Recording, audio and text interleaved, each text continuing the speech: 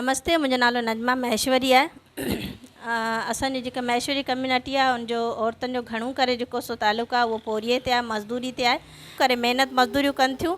जेके बि ॾुखिया कम आहिनि मज़दूरी जा, हिते कराची में असां लियारी जे इलाइक़े में रहूं था। कराची में जेके बि ॾुखिया कम आहिनि गुदामनि जा, उहे सभु असांजी कम्युनिटी जूं औरतूं कनि थियूं।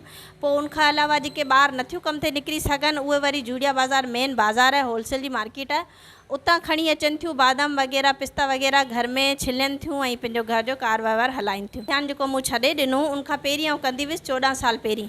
14 साल पहिरीं जॾहिं जुड़िया बाज़ार में असीं कमु कंदा हुआसीं, इहो घरां खणी ईंदा हुआसीं ऐं घर ठाहींदा हुआसीं बादाम ऐं पिस्ता, तॾहिं उते इहो हूंदो हो त घणो करे दुकान जेके हूंदा हुआ उहे मेमणनि जा हूंदा हुआ ऐं वाणियनि जा हूंदा हुआ। तॾहिं असांखे घणियूं फैसिलिटीज़ हूंदियूं हुयूं। वाणिया कॾहिं असांखे मतिलबु ख़ौफ़ असां में न पैदा कंदा, हिरासमेंट जो शिकार असांखे न कंदा हुआ, असांखे इज़त ॾींदा हुआ, सिर्फ़ु कम सां कमु रखंदा हुआ, असांखे बादाम ॾींदा हुआ इज़त सां। कॾहिं असांजे मुंहुं बि न ॾिसंदा हुआ, बसि रजिस्टर में नालो दाख़िल कंदा, असांखे ॾींदा हुआ बादाम पिस्ता, असां खणी हलिया अचींदासीं। पोइ मूं कमु इहो छॾे ॾिनो आहे। बाद में जॾहिं मूंखे ज़रूरत महसूसु थी, जॾहिं आउं हाणे वई आहियां, त सॼो जेको मार्केट जो माहौल आहे उहो चेंज आहे।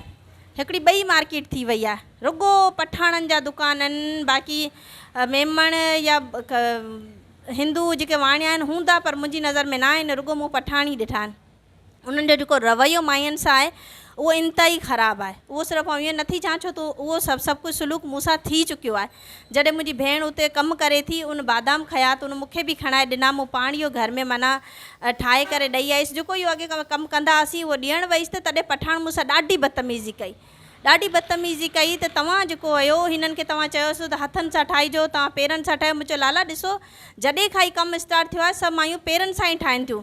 तव्हांजो 25 किलो 30 किलो जो ही कटो आहे, असां हथ सां अगरि ठाहींदासीं 250 रुपया कटो ॾियो था, त असांखे 3 ॾींहं लॻी वेंदा। छा असां मज़दूरी लाइ करे 3 ॾींहं 250 लाइ करे 3 ॾींहं मरूं हिन कटे ते? उनखां अलावा जेको हिन में किचिरो निकिरे थो, असांजा ॿार बीमार थियनि था, असां पाण बीमार थियूं था। हर महीने 15 ॾींहं असांखे कन साफ़ु करणा पवंदा, अखियूं साफ़ु करणियूं पवंदियूं। एतिरी मिटी वञे थी असांजे अखियुनि में। जंहिंखे वणे तंहिंखे वठी मां पैसा तव्हांखे न ॾींदसि।